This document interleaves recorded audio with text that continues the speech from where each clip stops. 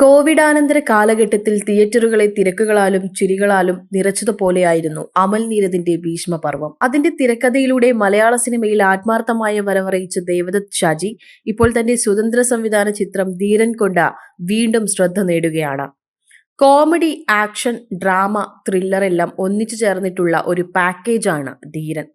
പുതിയ തലമുറയിലെ താരന്മാർക്കും മലയാള സിനിമയുടെ പഴയകാല ദേവതാ സമാന താരങ്ങൾക്കുമൊപ്പം തിയേറ്റർ പ്രേക്ഷകർക്ക് പൂർണ്ണമായൊരു ചിരിപ്പൊടിയാണ് ചിത്രം സമ്മാനിക്കുന്നത്.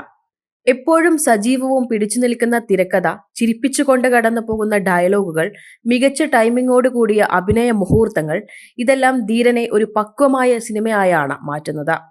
കഥയുടെ ഹൃദയഭാഗത്ത് വരുന്നത് മലയാറ്റൂരുകാരനായ എൽദോസ് സവ്രാജൻ എന്ന കഥാപാത്രമാണ്. രാഷ്ട്രപതി മെഡൽ നേടിയ ധീരനായ എൽദോസ് പിന്നീട് തന്റെ നാട്ടുകാരുടെ കണ്ണിലെ കുറ്റക്കാരനാകുന്ന വിചിത്രമായ യാത്രയാണ് സിനിമയുടെ പ്രമേയം. Insta news Malayalam, Thiruvananthapuram.